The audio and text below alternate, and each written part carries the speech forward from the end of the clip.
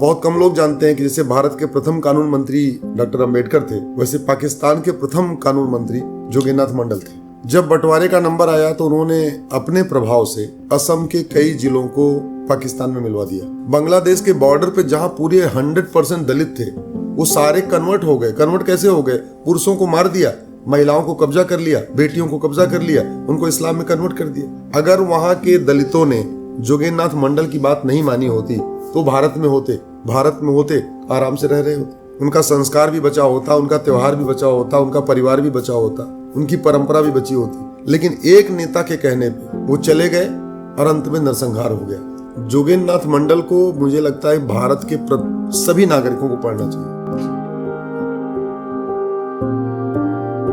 नमस्ते सर, हमारे चैनल पे आपका बहुत बहुत स्वागत है। और सर, आज जो हम जिस विषय पे चर्चा करेंगे वो जोगेंद्रनाथ मंडल का है। मैंने आपके कई वक्तव्य देखे हैं, आपके कई लेख पढ़े हैं और आपने इस पे काफ़ी बोला है, काफ़ी लिखा है। तो आज के समय में हम देखते हैं कि जोगेंद्रनाथ मंडल एक ऐसा व्यक्तित्व है, उसकी कहानी इतनी अगर हम देखें तो आज के सामाजिक और राजनीतिक परिप्रेक्ष्य में बहुत फिट बैठती है, जिससे हमारे समाज को बहुत कुछ सीखने, समझने और इम्प्लीमेंट करने की आवश्यकता है। तो मैं आपसे जानना चाहूँगा कि आप जोगेंद्रनाथ मंडल को हमारे दर्शकों को बताएं कि वो किस तरीके के व्यक्ति थे और उनकी कहानी क्यों आज के समय में बहुत आवश्यक है। देखिए, जोगेंद्रनाथ मंडल एक एडवोकेट थे और दलित परिवार के थे, बहुत एक्टिव थे। लेकिन जब उन्हें लगा कि बाबा साहब अम्बेडकर को ज़्यादा रिस्पेक्ट मिल रही है, ज़्यादा इज्जत मिल रही है, तो वो धीरे धीरे उनसे ईर्ष्या करने लग गए। और चूंकि बाबा साहब अम्बेडकर भारत की बात करते थे, भारत में न्याय की बात करते थे, भारतीय परंपरा की बात करते थे, और बाबा साहब अम्बेडकर ने तो एक बार जो है संस्कृत को राष्ट्रभाषा का दर्जा मिलना चाहिए, इसके लिए संविधान सभा में प्रस्ताव भी पेश किया था। तो जोगेंद्रनाथ मंडल इसलिए धीरे धीरे जिन्ना की तरफ बढ़ गए और सत्ता की खातिर, सांसद बनने की खातिर और मंत्री पद की खातिर वो पूरी तरीके से जिन्ना के साथ हो गए। जब बंटवारे का नंबर आया तो उन्होंने अपने प्रभाव से असम के कई जिलों को पाकिस्तान में मिलवा दिया। कई जिलों को, 4 से 5 जिले को, कई 100 किलोमीटर का एरिया जो था, उन्होंने वहां के लोगों को बोला कि काम करो, तुम लोग पाकिस्तान में जाने की मांग करो, पाकिस्तान में जाने की मांग करो। और वो सारे के सारे दलित परिवार के लोग थे, जो कि जोगेंद्रनाथ मंडल खुद भी दलित थे। वहाँ उन दलित परिवारों के ऊपर उनका प्रभाव था। तो उनके कहने पे असम के वो बॉर्डर के जो डिस्ट्रिक्ट्स थे, वहाँ के दलितों ने बोला कि ठीक है, हम पाकिस्तान के साथ जाएंगे। जिन्ना ने उनको मंत्री बना दिया, लालच देकर जी। और बहुत कम लोग जानते हैं कि जैसे भारत के प्रथम कानून मंत्री डॉक्टर अंबेडकर थे, वैसे पाकिस्तान के प्रथम कानून मंत्री जोगेंद्रनाथ मंडल थे। मंत्री हो गए, देश का विभाजन हो गया। चूंकि ये जो असम वाला जो एरिया था, जो जिले अलग हुए थे, वो सारे पाकिस्तान में गए, जो वर्तमान में बांग्लादेश। और 2-3 महीने के बाद जब नरसंहार शुरू हुआ, तब उन्होंने देखा कि तब उनको गलती का एहसास होना शुरू हुआ।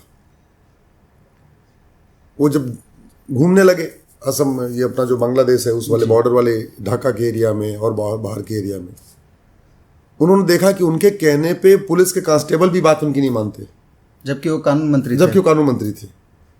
जोगेंद्रनाथ मंडल ने एक 26 पेज का अपना रेजिग्नेशन लेटर लिखा है। पूरी दुनिया में आज तक किसी भी मंत्री ने या सांसद ने, विधायक ने इतना बड़ा इस्तीफा नहीं लिखा है। सामान्यतः आदमी पद से इस्तीफा देता है तो एक पन्ने का त्यागपत्र देता है। जोगेंद्रनाथ मंडल ने अपनी जो उनका रेजिग्नेशन लेटर है वो 26 पेज का है। वो 26 पेज के रेजिग्नेशन लेटर में लिख रहे हैं कि ढाका में 300 परिवार घर जला दिया गया है, यहाँ पे 1000 दलित परिवारों को मार दिया गया है, यहाँ पे 500 महिलाएं नग्न पड़ी हुई हैं। सारा वो अपनी आंखों से देख रहे हैं। अपने रेजिग्नेशन लेटर में भी लिखते हैं कि मैं थानेदार को फ़ोन कर रहा हूँ, थानेदार मेरी बात नहीं मान रहा है, तहसीलदार मेरी बात नहीं मान रहा है, नरसंहार लगातार हो रहा है, लड़कियों को किडनैप किया जा रहा है। जो पुरुष हैं उनका मर्डर हो रहा है, महिलाओं को बंधक बनाया जा रहा है, ये सब उन्होंने लेटर लिखा। और 6 महीने के अंदर, कानून मंत्री के बनने के 6 महीने के अंदर वो 26 पेज का अपना रेजिग्नेशन लेटर दिया और दे के वापस फिर से भारत में भाग के आए, शरणार्थी के तौर पे। शरणार्थी के रूप में। वो बंगाल के रहने वाले थे, फिर वापस बंगाल आए, लेकिन उनको अपनी गलती का एहसास हुआ, उनको शर्म भी बहुत आई, तो इसलिए फिर वो अज्ञातवास में चले गए, लोगों से मिलना जुलना बंद कर दिया, अकेले रहे, अपने घर में ताला बंद करके रहे, किसी से मिलना नहीं, किसी से जुलना नहीं, कोई इंटरव्यू नहीं देना, कुछ नहीं करना, और ख़त्म हो गए। मेरा ये मानना है कि आज की डेट में, उस समय तो एक जोगेंद्र नाथ मंडल ने दलितों का इतना बड़ा नुकसान कर दिया था, आज तो कम से कम 100 जोगेंद्र नाथ मंडल हैं भारत की राजनीति में। वो भी यही काम कर रहे हैं। जैसे जोगेंद्र नाथ मंडल ने दलित बनाम संवर्ण किया, दलितों को जय भीम का नारा दिया, पहली बार ये इम्प्लीमेंट हुआ। ये जय भीम पहली बार जोगेंद्र नाथ मंडल ने इम्प्लीमेंट किया, और काफी अनसक्सेसफुल रहा, और उसके परिणाम उसका भयानक परिणाम रहा। बांग्लादेश के बॉर्डर पे जहां पूरे 100% दलित थे, वो सारे कन्वर्ट हो गए। कन्वर्ट कैसे हो गए? पुरुषों को मार दिया, महिलाओं को कब्जा कर लिया, बेटियों को कब्जा कर लिया, उनको इस्लाम में कन्वर्ट कर दिया। तो उस समय तो एक ही स्थिति थी जो कश्मीर में 1990 में हुआ था ना, कि या तो भाग जाओ या कन्वर्ट हो जाओ। सेम वही हुआ था 1947 में, वो तो पूरे पाकिस्तान में हुआ था, लेकिन स्पेशली जोगेंद्र नाथ मंडल के कारण जो जिले मिल गए थे वहां भयानक नरसंहार हुआ। अगर वहां के दलितों ने जोगेंद्र नाथ मंडल की बात नहीं मानी होती तो भारत में होते तो आराम से रह रहे होते जी। उनका संस्कार भी बचा होता, उनका त्यौहार भी बचा होता, उनका परिवार भी बचा होता, उनकी परंपरा भी बची होती। लेकिन एक नेता के कहने पे जी। वो चले गए और अंत में नरसंहार हो गया। सेम यही आज की डेट में बहुत सारे ऐसे हैं जो जय भीम का झूठा नारा दे रहे हैं, अपने आप को दलितों का रहनुमा बताते हैं, सुबह से शाम तक दलित बनाम संवर्ण करते हैं, सोशल मीडिया में भी करते हैं, फेसबुक भी करते हैं, अपने नारों में भी करते हैं, सुबह से शाम तक दलितों को अगड़ा पिछड़ा करके लड़ाते रहते हैं। ले दे के उनको किसी को सांसद बनना है, किसी को विधायक बनना है, किसी को पार्षद बनना है, किसी को प्रधान बनना है, और कुछ को विदेशों से पैसा लेना है। ये जो तथाकथित आज की डेट में जो जोगेंद्र नाथ मंडल घूम रहे हैं ना, इसमें कुछ तो सांसद विधायक बनने के लिए ऐसा काम कर रहे हैं, कुछ पार्षद प्रधान बनने के लिए कर रहे हैं, लेकिन बहुतों को तो विदेशों से फंडिंग आ रही है, उनको पैसा आ रहा है जी, कि जय भीम करो और सनातन धर्म को बांटो, जातियों के आधार पे बांटो। इसी काम के लिए उनको बड़ी फंडिंग आती है। बहुत सारे तो ऐसे भी हैं जो ट्विटर और फेसबुक वगैरह पे इतने एक्टिव हैं कि उनको बाकायदा ट्वीट करने के लिए पैसे मिलते हैं जी, फेसबुक पे लिखने के लिए फंडिंग मिलती है। बहुत सारे ऐसे हैं जो अपने आप को बुद्धिजीवी कहते हैं, उनको अखबारों में लिखने के लिए फंडिंग मिलती है। तो मैं तो यही कहूँगा आज की डेट में ऐसे जोगेंद्र नाथ मंडलों से सावधान रहिए। उन्होंने बहुत नुकसान कराया है। असम के पूरे बॉर्डर की डेमोग्राफी बदलवा दिया उन्होंने। बंटवारे के समय उन्होंने देश के साथ गद्दारी किया है। ऐसे गद्दारों से, ऐसे मक्कारों से सावधान रहिए जो सनातन धर्म को दलित बनाम संवर्ण के नाम पे बांट रहे हैं, अगड़ा बनाम पिछड़ा कर रहे हैं। सनातन धर्म को जोड़ने की ज़रूरत है, और नहीं तो अफगानिस्तान, पाकिस्तान, बांग्लादेश में न कोई बौद्ध बचा, न कोई जैन बचा, न कोई अगड़ा बचा, न कोई पिछड़ा बचा, न कोई सिख बचा, न कोई ब्राह्मण बचा, न कोई क्षत्रिय बचा, न पटेल बचा, कोई नहीं बचा। इससे बचने का एक ही तरीका है, जोगेंद्र नाथ मंडल से लोग सीखें और ऐसे आज की डेट में आधुनिक जोगेंद्र नाथ मंडलों को पहचानें और उनको एक्सपोज करें, उनसे दूरी बनाएं। एक कारण समझ में आता है कि उनको अम्बेडकर जी से ईर्ष्या भाव था, किंतु हमें ये भी समझ में आता है कि इस्लाम को समझने में उन्होंने जो चूक की थी और इस कारण से उन्होंने मीम भीम का ये गठजोड़ बनाया। तो इसके बारे में थोड़ा बताइए कि यहाँ कहाँ चूक हो गई उनसे। देखिए, सत्ता की भूख तो उनको थी ही थी। सत्ता की भूख के अलावा उनको ये बेसिक डॉक्ट्रिन समझ में नहीं आई। इस्लाम में अजान में पर डे कहा जाता है ला इलाहा इल्लल्लाह। ला इलाहा इल्लल्लाह का मतलब अल्लाह के अलावा और कोई इबादत के लायक नहीं। जैसे राम की पूजा करने वाले कभी नहीं कहते कि राम के अलावा और कोई पूजा करने लायक नहीं। कृष्ण के भक्त कभी नहीं बोलते कि केवल कृष्ण की ही पूजा होनी चाहिए, दूसरा कोई पूजा के लायक ही नहीं। जो भारत में जितने भी सनातन धर्म के ब्रांचेज हैं, जैसे जैन धर्म भी सनातन धर्म से निकला, लेकिन जैनी कभी नहीं बोलते कि नहीं केवल महावीर जी ही पूजा के लायक हैं, दूसरा कोई नहीं है। बुद्धिज्म भी सनातन धर्म से निकला है। बौद्ध भी नहीं बोलते केवल महावीर ही पूजा के लायक हैं, दूसरा कोई नहीं है। सिखिज्म भी सनातन धर्म से निकला है। सिख भी कभी नहीं कहते कि नहीं केवल गुरु ग्रंथ साहिब भी या गुरु गोविंद सिंह ही पूजा के लायक हैं, दूसरा कोई नहीं है। लेकिन इस्लाम में तो दिन में 5 बार बाकायदा अजान में कहा जाता है कि ला इलाहा इल्लल्लाह, केवल अल्लाह ही इबादत के लायक नहीं है, अल्लाह ही इबादत के लायक हैं, दूसरा कोई नहीं है। इसका मतलब ये हुआ राम पूजा के लायक नहीं, कृष्ण पूजा के लायक नहीं, रविदास जी पूजा के लायक नहीं, गुरु गोविंद सिंह जी पूजा के लायक नहीं, एक पुस्तक के अलावा कहीं ज्ञान भी नहीं, एक पुस्तक के अलावा कहीं ज्ञान नहीं, अल्लाह के अलावा कोई इबादत के लायक नहीं। तो ये समझने में मुझे लगता है जोगेंद्रनाथ मंडल से भूल हुई। और आज की डेट में जो आज वाले जोगेंद्रनाथ मंडल हैं वो जानते हैं, वो समझदार हैं, लेकिन वो केवल सत्ता की खातिर और पैसा के खातिर, वोट की खातिर और नोट के खातिर वो समाज को बांट रहे हैं। ऐसे वोट जीवी और नोट जीवी जोगेंद्रनाथ मंडलों से सावधान रहने की जरूरत है। जी, एक और चीज़ खटकती है कि सर ये पाकिस्तान का पहला लॉ मिनिस्टर कायदे आज़म एक हिंदू दलित था। ये हमको समझने में, हमको पता होने में हमको 25 साल लग गए। तो क्या हमको ये अवेयरनेस नहीं होनी चाहिए थी हमारी पाठ्य पुस्तकों में या कहीं भी? मीडिया में भी मैं कहीं लेख नहीं देखता हूँ। जब मैं जोगेंद्रनाथ मंडल के बारे में रिसर्च कर रहा था, 2-3 नाम आ रहे थे, उसमें आप थे सर। तो ये हमारे लोगों की भी एक कहीं खामी नहीं है कि हम भी नहीं समझ पा रहे हैं, ना समझा पा रहे हैं कि ये कितना बड़ा एक ब्लंडर था? जोगेंद्रनाथ मंडल को मुझे लगता है भारत के सभी नागरिकों को पढ़ना चाहिए जी। और मैंने इस पर एक लेख लिखा है जी, दैनिक जागरण में पब्लिश हुआ था। अगर आप गूगल करिए अश्विनी उपाध्याय जोगेंद्रनाथ मंडल, वो लेख आज भी है जी, गूगल पे अवेलेबल है। जोगेंद्रनाथ मंडल से अगर हम नहीं सीखेंगे, नहीं सबक लेंगे, तो वही हालत होगी जो असम के बॉर्डर के डिस्ट्रिक्ट्स के दलितों का हुआ। और आज की डेट में आपके गुजरात में भी जोगेंद्रनाथ मंडल है जी।